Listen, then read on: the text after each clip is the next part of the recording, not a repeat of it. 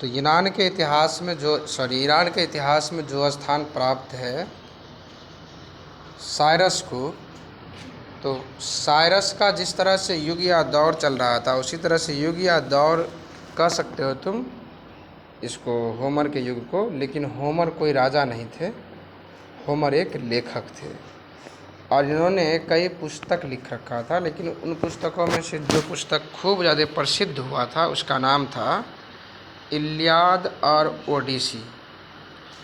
इलियाद और ओडिसी दो इसके प्रमुख पुस्तक थे और उन पुस्तकों में जो है ईरानी या यूनानी सभ्यता की प्रचलित कहानियाँ भी बहुत मशहूर थी। यूनान की, तो यूनान की सभ्यता की जो देन है वो यूनानी सभ्यता जो है वो यूनान की सभ्यता, इन्हीं सभ्यताओं की ये होमर के ही पुस्तकों से हम जान सकते हैं, क्योंकि होमर के पुस्तक में इन चीज़ों की जानकारी खूब अच्छी से दी गई है। अब है कि होमर के अगर प्रमुख पुस्तकों का नाम पूछता है ऑब्जेक्टिव में, तो नाम में आप कह सकते हैं कि होमर की पुस्तकों के नाम में इलियाद और ओडिसी। तो होमर कहता है कि होमर काल में वहाँ के इतिहास से जानकारी मिलता है कि होमर काल में एकियन युग के विशाल नगर विध्वंस हो चुके थे और इस कारण प्रत्येक राज्य जो है, वो जो एकियन लोगों का वर्चस्व चल रहा था ना, तो वो जो नगरों का समूह केंद्रित करके रखे हुए थे वो नगर ध्वस्त हो चुका था। अब जो है राज्य गांव के समूह में बट चुके थे, रूप में अत्यंत आदिम संगठन के रूप में बटे हुए थे और इन गांवों में राज्य के निवासी जो होते थे अपने को एक ही पूर्वज के सब वंशज मानते थे। मतलब मान लीजिए कि मनसारा गांव में जितना आदमी रहते हैं और या किसी गांव में मान लीजिए एक तरह से, तो उस पूरे गांव में रहने वाले लोग ऐसा मान लेता था कि हम सब एक ही पूर्वज के संतान हैं और ये सब अपने सामूहिक रूप से जीवन बिताते थे और उस गांव में थोड़ा सा जो विशिष्ट गुण वाला या सामर्थ्य शक्ति या दिमागी रूप से शक्तिवान जो लोग होते थे वो गांव का प्रतिनिधि बन जाया करता था। लेकिन ऐसी नौबत आ कब गई जब एकियन सभ्यता ध्वस्त हो गया वहाँ, तब ये लिखता है होमर, लिखते हैं होमर काल में आकर ऐसा हो गया, जबकि इससे पहले वहाँ एकियन सभ्यता जो है स्थापित था खूब अच्छे से मजबूती से। इस काल में अस्थाई सेना वहाँ नहीं थी और इसमें कुछ छूट गया है। सामान्यतः सबसे शक्तिशाली व्यक्ति जो होता था उन्हीं की जिम्मेदारी होता था गांव का नेतृत्व करना। इस काल में अस्थाई सेना तो नहीं होती थी, लेकिन आपातकाल में नगर तथा गांव के सरदार या सामंत सेना भेजते थे और राज्य की कर व्यवस्था भी व्यवस्थित नहीं थी तथा राज्य की आय लूट के माल या भेंट पर ही आधारित थी। इस काल में प्रशासन में राजा की सहायता के लिए दो सभाएं भी होते थे वहाँ। जब आगे चलकर थोड़ी सी राजा वाली बात आ गई संगठन का, तब जिनमें से एक तो सामंतों की सभा होती थी जिसे ब्यूल कहते थे और दूसरा आम जनता की सभा होती थी जिसे इंगोरा कहते थे। इसका मतलब जब वहाँ आगे चल कर के थोड़ा सा अब सामंत सब मजबूत हुए तो छोटे छोटे राजे पनप गया, तो वहाँ राजा दो सदनों में काम करते थे। एक में जो बड़े बड़े लोग सब, अमीर लोग सब आकर के केवल बैठते थे, उन्हें ब्यूल कहा जाता था, सामंत के मीटिंग को, और जिस मीटिंग में आम जनता आकर बैठते थे उसे इंगोरा कहा जाता था। इस काल में इन संस्थाओं का संगठन काफ़ी शिथिल था क्योंकि इनका कार्यक्षेत्र, अधिकार और कर्तव्य निश्चित नहीं थे। हालांकि उन संस्था ने कोई ना पंचवर्षीय योजना बना रखा था, ना कोई कर्तव्य नियम या अधिकार, जैसे अभी पढ़े संविधान वाला थोड़ा टॉपिक पढ़ाया गया, तो ये सब पारित कर रखा था। लेकिन हाँ, संस्था बने हुए थे, उनकी मान्यता होती थी और वहाँ से कुछ फैसले सुनाए जाते थे। राज्य का शासक जो है ओडाइसियस अपने राज्य में 20 वर्ष तक अनुपस्थित रहा। इस काल में ना तो कोई प्रतिशासक नियुक्त हुआ और ना ही किसी सभा की मीटिंग हुई। फिर जानते हैं उसी होमर के काल का सामाजिक व्यवस्था कैसा। तो होमर के काल में कहा जाता है पितृसत्तात्मक समाज था। पिता ही परिवार का सर्वे सर्वा होता था और वह परिवार के किसी व्यक्ति को आज्ञा उल्लंघन करने पर कठोर दंड भी देता था पिता, तथा परिवार की खुशियों के लिए खुद बलि भी देता था, सेक्रीफाइंग भी करते थे। हालांकि इस काल के प्रसिद्ध जो महाकाव्य थे, जिसको वही इलियड और ओडिसी कहते थे, वह सामंतों के जीवन का वर्णन करता है, लेकिन अन्य स्रोतों से भी हमें इस सामाजिक जीवन के बारे में पता चलता है, जिनसे पता चलता है कि पिता ही परिवार का मुखिया या परिवार की खुशियों का ख्याल रखता था। हाँ, एक चीज़ ज़रूर था कि परिवार में कोई अगर मशवरा या कोई फैसला लेना है तो वह सर्वसम्मति से लिया जाता था। इनमें सभी के राय को रखा जाता, माता पिता बहनें भाई सब, लेकिन आखिर में फैसला पिता ही सुनाते थे। समाज में स्त्रियां जो है भी पुरुषों के समान सार्वजनिक कार्य में हिस्सा लेती थी। विवाह अवसर पर पत्नी के जो पिता होते थे, बेटी पक्ष वाला, वह पशु देते थे तथा कन्या का पिता वर पक्ष मतलब हुआ लड़का का पिता जो है पशु देते थे और कन्या का पिता उन्हें कुछ दहेज स्वरूप प्रदान करता था। इस धन पर केवल लड़की का अधिकार होता था तथा इस धन पर केवल लड़की का अधिकार। इस काल में सुंदर स्त्रियों के लिए संघर्ष के प्रमाण भी मिलते हैं। स्वयंवर वाला मतलब कि कुछ दौर, जैसे कोई सुंदर महिला है तो उसके नाम पर स्वयंवर रचा जाता था कि जो स्वयंवर जीतेगा उनसे इनका विवाह होगा, ऐसा कुछ। वह परिवार के किसी व्यक्ति को आज्ञा उल्लंघन इस काल में स्वयंवर रचने की प्रथा की चर्चा की गई है और कई विद्वान तो ट्रॉय के युद्ध का कारण भी स्पार्टा नरेश की पत्नी का ट्रॉय के नरेश द्वारा अपहरण करने को मानता है। इसका एक उदाहरण भी दे दिया यहाँ कि ट्रॉय जो है वह जो युद्ध लड़ा था, तो माना जाता है कि वह अपनी पत्नी के लिए ही वह युद्ध लड़ा था। इससे पता चलता है कि उस टाइम में सुंदर महिलाओं के लिए, स्त्रियों के लिए प्रदर्शन हुआ करते थे, कंपटीशन हो जाता था। इलियड के अनुसार एक ट्रोयन राजकुमार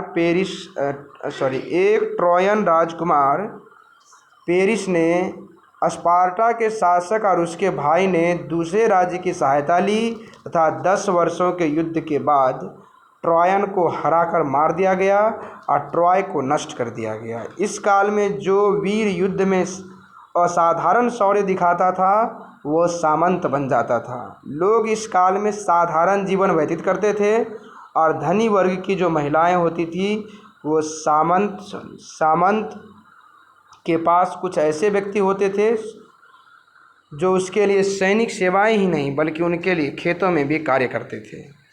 इस काल में लोग कपड़े के नाम पर सूती वस्त्र और ऊन के वस्त्र पहनते थे।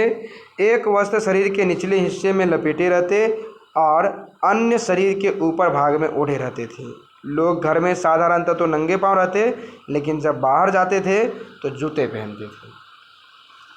पुरुष और स्त्रियां दोनों ही लंबे लंबे केस रखते और साथ ही पुरुषों में दाढ़ी मूछ रखने का प्रावधान था उस समय। ये वहाँ की सामाजिक व्यवस्था में पढ़ रहे थे हम लोग। यूनान का, वो भी प्राचीन काल वाले यूनान अर्थात होमर काल वाले यूनान के बारे में। अब है होमर के अनुसार या होमर काल का आर्थिक व्यवस्था कैसा। तो इस काल में लोगों की मुख्य व्यवसाय खेती थी, जैसा कि हर ये सभ्यता में आ जाता है। वे लोग गेहूं, कपास, तिलहन, जैतून, अंजीर और अंगूर की खेती करते थे। कृषि के अलावे ये लोग पशुपालन भी करते थे और अपनी आजीविका का एक साधन बना लिया था पशुपालन को।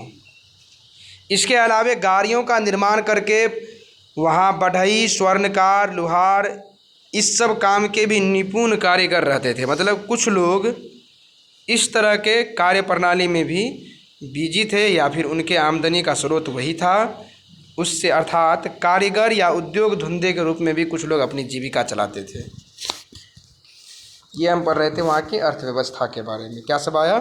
खेती, पशुपालन और व्यापार ज़्यादा प्रमुख तौर पर नहीं आया, लेकिन कारीगर जो है वो सामान बनाकर, उद्योग धंधे तो था। जब उद्योग धंधे और कारीगर थे तो थोड़ा सा व्यापार भी चलता होगा। अब यूनान में धार्मिक व्यवस्था कैसा था? धर्म की बात करें तो होमर काल में यूनानियों ने अधिकांशतः प्राकृतिक शक्तियों की दैवीकरण किया था, अर्थात प्राकृतिक नेचर को ज़्यादा देवी देवता मानते थे। इन्हें मनुष्यों के समान अपने क्रियाकलाप करते दिखाया गया था देवताओं को, लेकिन अंतर केवल इतना था कि देवता अमृत पी लिया था, अर्थात वो अमर थे। इनके देवताओं का निवास स्थल जो था वो ओलंपस पर्वत मानता था ये लोग, और जियस इसका प्रमुख देवता था, जियस जो आकाश का देवता था। इसके अलावा सूर्य देवता को भी मानते थे, सूर्य देव को मानते थे, और अपोलो युद्ध का देव, इसीलिए ये लोग उस सूर्य वाला चक्र लगता था इसके रथ में। एथेना को विजय की देवी मानते थे, मतलब एथेना देवी की जीत से पहले, जीत मतलब विजय, एथेना को विजय देवी मानते थे। और हेडिज को परलोक का देवता मानते थे, हेडिज। ये हो गया यहाँ का धार्मिक सभ्यता यूनान का। अब हम लोग जानते हैं यूनान के दो ऐसे शहर के बारे में जिसकी जो है कहानी बहुत प्रचलित है, वो वहाँ का प्रमुख शहर भी रहा है। एक तो स्पार्टा, दूसरा एथेंस। पहले स्पार्टा शहर के बारे में सुन लेते हैं। स्पार्टा नगर राज्य को हमेशा पड़ोसी देश के आक्रमण का डर बना रहता था, क्योंकि अक्सर ऐसा हो भी जाता था कि उस पर हमला, सेंसिटिव इलाका था, बॉर्डर इलाका था, तो उस पर अक्सर हमला होते ही रहता था, अर्थात स्पार्टा को हमेशा आक्रमण का डर लगा रहता था। इसलिए वहाँ सैनिक शासन स्थापित था, मतलब वहाँ कोई राजा या लोकतंत्र या सामंती व्यवस्था नहीं थी, वहाँ सैन्य ही प्रधान होता था, और वहाँ का शासक स्वेच्छाकारी था, मतलब जो इच्छा होता था वही करता था, कोई सेना में से ही प्रधान होता था। नगर स्पार्टा का प्रथम व्यवस्थापक एवं विधान निर्माता लाइकमेन्स था, लाइकमेन्स, पहला कानून बनाने वाला आदमी। उसने वहाँ के निवासियों के लिए बड़े कठोर अनुशासन और कानून बना दिया था। बच्चों को हमेशा कठिनाइयों का सामना करवाता था ताकि युद्ध को झेल सके। उसे वैसी कठिनाइयों को सामना करने के लिए ही शिक्षा दी जाती थी। आज जो कमज़ोर बच्चा होता था उसे पहाड़ की चोटी से गिराकर मार दिया जाता था, क्योंकि स्पार्टा में सैनिक का होना जरूरी था, और वह ऐसे ही बच्चे को चाहते भी थे। स्पार्टा को साहसी और योद्धा सैनिक और आंखें मूंद कर आज्ञा पालन करने वाला लोग चाहिए था, विरोधक नहीं। चूँकि स्पार्टा ज़्यादातर युद्ध में ही जीवन व्यतीत किया, इसीलिए वहाँ धर्म, दर्शन, कला, साहित्य का विकास नहीं हो पाया।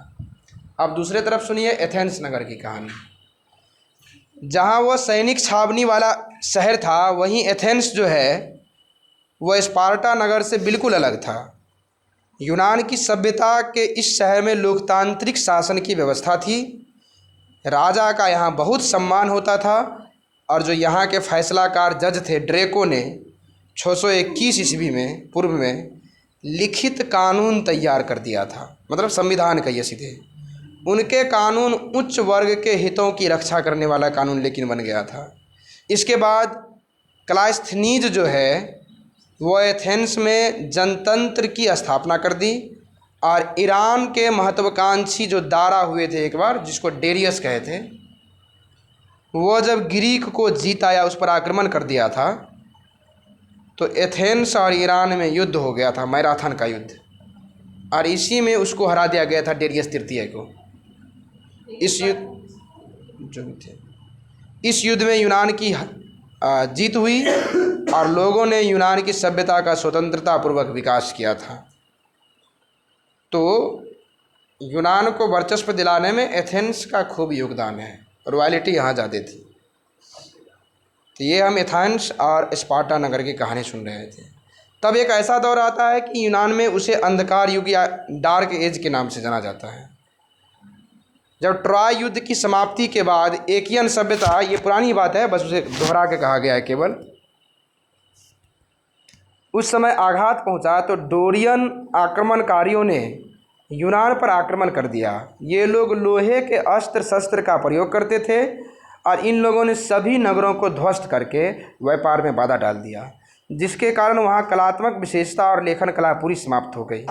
परंतु कुछ यूनानी इन डोरियन आक्रमणों के कारण एशिया माइनर के पश्चिमी किनारे पर जा बसा और वहाँ उन्होंने एकियन सभ्यता और आंडीसी की रचना की। उस समय वह एशिया माइनर में ही रहता था। इस अंधकारमय युग में एशिया माइनर में ये व्यापार में काफ़ी समृद्धिशाली हो गए और उन्होंने फ्यूनिशियाई लेखन कला को विकास किया था।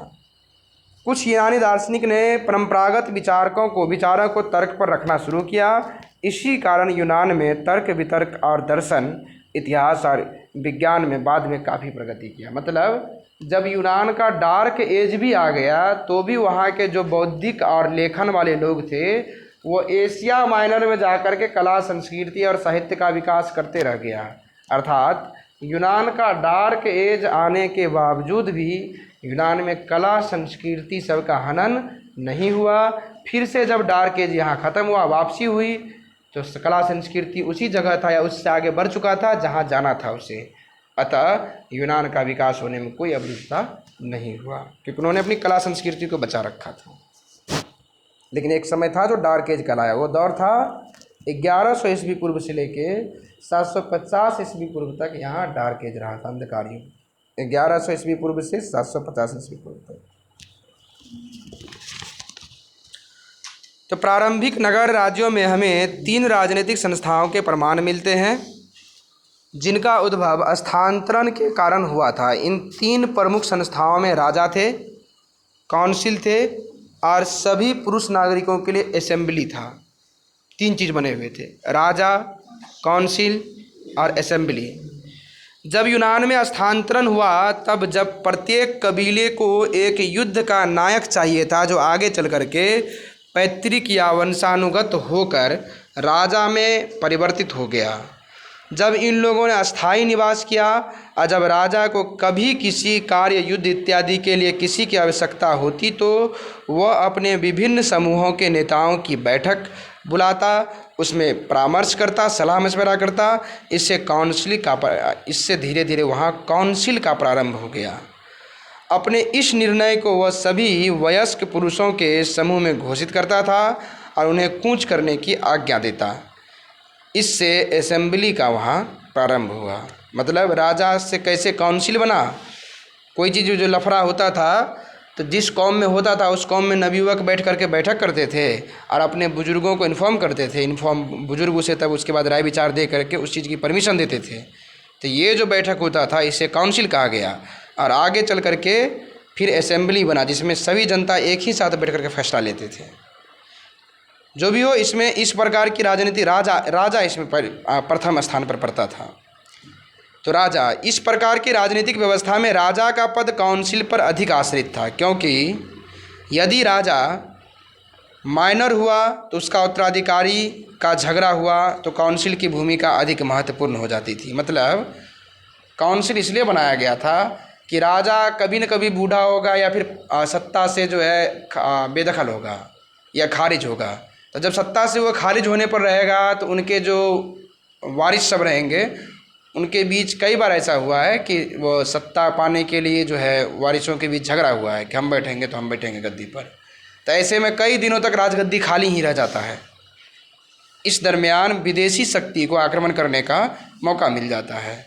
अतः काउंसिल इसीलिए बनाया गया कि जैसे ही राजा अपनी त्यागपत्र देगा और जब तक नए राजा बनेंगे तब तक देश की बागडोर काउंसिल के हाथ में रहेगा। इसलिए वहाँ काउंसिल स्थापित किया गया था। कुछ नगर में राज्यों में तो राजा के साथ सहयोग के लिए अधिकारियों को भी नियुक्ति की जाती थी। काउंसिल के द्वारा ही नियुक्ति होता था यह। आप खुद काउंसिल के बारे में सुनिए। काउंसिल में विभिन्न कबीलों अथवा नगर राज्यों के मुखिया हुआ करते थे। मतलब हर जाति के कौम का एक हेड आदमी। इसलिए तो कहा काउंसिल के मीटिंग में ज़्यादा सामंत ही आते थे। मुखिया वह परामर्शकारी इकाई होते थे और राजा जिसमें युद्धों के दौरान विचार विमर्श उन्हीं लोगों से करता था राजा।